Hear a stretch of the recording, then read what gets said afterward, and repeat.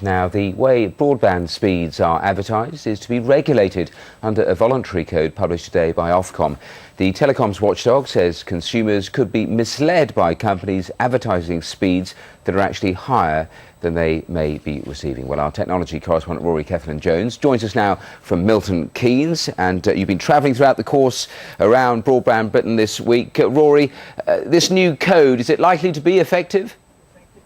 Well, it's certainly true that all the internet service providers have signed up to it and have said they'll adhere to it. The main provision in it is that when you're actually sold broadband, you should be told on an individual basis what your line is likely to get, rather than just get that kind of up to 8 megs, up to 24 megs or whatever description. And then if it doesn't deliver what you've actually been promised, then you'll be able to go back and say, actually, can I have a cheaper package because I'm not getting what I was promised in the first place. Now, we've seen you all around the country this week. Milton Keynes today. Why Milton Keynes?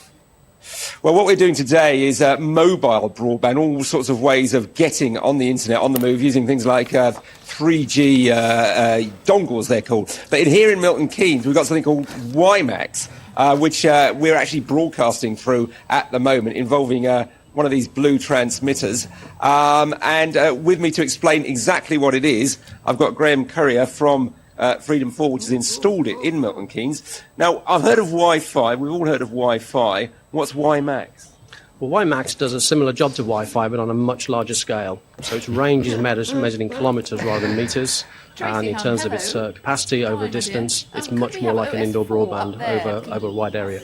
So how much of Milton Keynes can actually get its home broadband through WiMAX? Because it's mainly at the moment for home broadband, isn't it? It's mainly the version you've got here is called fixed WiMAX, and the modem you're using there is powered up and it's for home use and office use. At the moment there are 3 base stations live, and they can all have a range of something like 1.5 kilometres.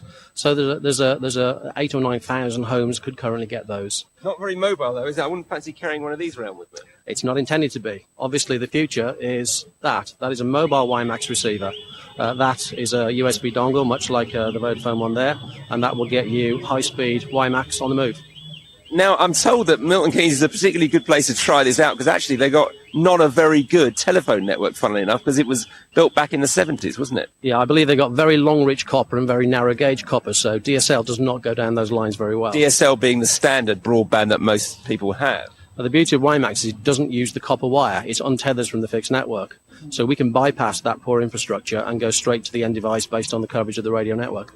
Now, we've seen a lot of new technologies competing for our interest. A lot of them have been oversold. We've been hearing that today. They're going to promise very high speeds. It's not going to cost you too much, and then people get disappointed. What are you promising with WiMAX? Well, WiMAX obviously is scalable to whatever we build in terms of base stations. So if we want a longer range, we can turn the power up. If we want more capacity, we can build more base sites. So we can target the network to deliver what we sell to our customers.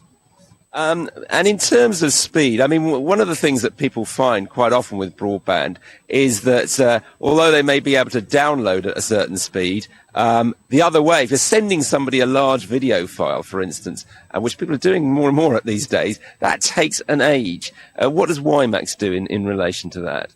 Well, the broadcast that we're doing now is using something like a 5 megabits per second uplink, which is about 10 times the maximum under ADSL. And because it's a radio interface, that we can set the balance up and down to suit the products that we're selling. So it's a much, much stronger uplink. So our signal going back to London there is going at a much higher rate than, say, if I was sending it down my broadband line at home. It's about 10 times the speed. OK, Graham, thank you very much. That's Graham Currier. And yet another new technology that we're trying out this week. And we'll have to see exactly, though, what it delivers in terms of speed. Rory, thanks very much, and plenty more from Rory through the course of this afternoon. Just to remind you, we have that interest rate decision coming up at the top of the hour. We'll be live in the city for that.